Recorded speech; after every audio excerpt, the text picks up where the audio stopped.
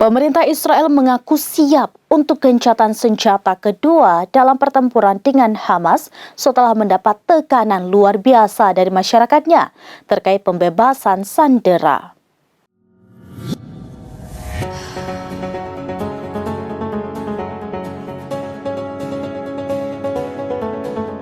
Pemerintah Israel mengaku siap untuk gencatan senjata kedua dalam pertempuran dengan Hamas setelah mendapat tekanan luar biasa dari masyarakat terkait pembebasan sandera.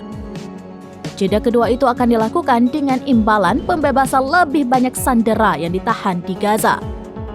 Hal itu disampaikan Presiden Israel Isaac Herzog kepada sekelompok duta besar dari sekitar 80 negara pada Selasa 19 Desember 2023. Jeda kedua dilakukan sebagai pengganti acara Tahun Baru tradisional yang dibatalkan karena perang Israel dan Hamas yang masih berlanjut. Presiden mengatakan bahwa Israel siap untuk melakukan perjanjian pertukaran sandera kedua setelah perjanjian pertama yang dilakukan pada akhir November. Dikutip The Times of Israel, ia juga menekankan pada upaya kemanusiaan Israel.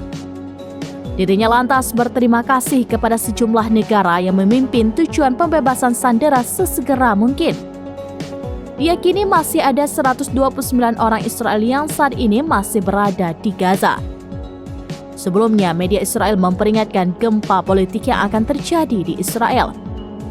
Disebutkan bahwa kepercayaan orang Israel terhadap politisi dan militer telah hancur.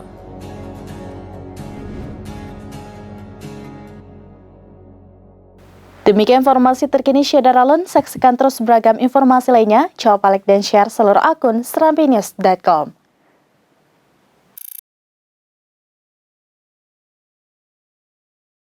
Download Tribun X sekarang. Menghadirkan lokal menjadi Indonesia.